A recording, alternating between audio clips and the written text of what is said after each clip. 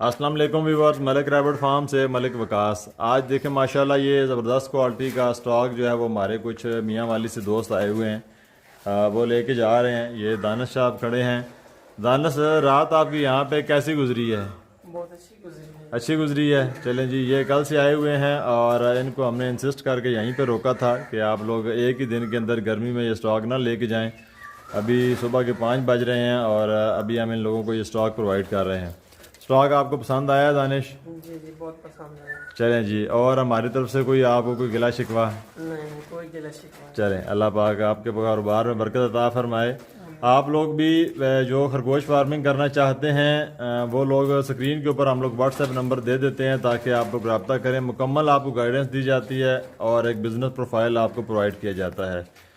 तो इंशाल्लाह आज थोड़ी जल्दी है, मज़ीद फिर किसी नई वीडियो के साथ हाज़िर होते हैं। फिलहाल पैकिंग करते हैं और अपने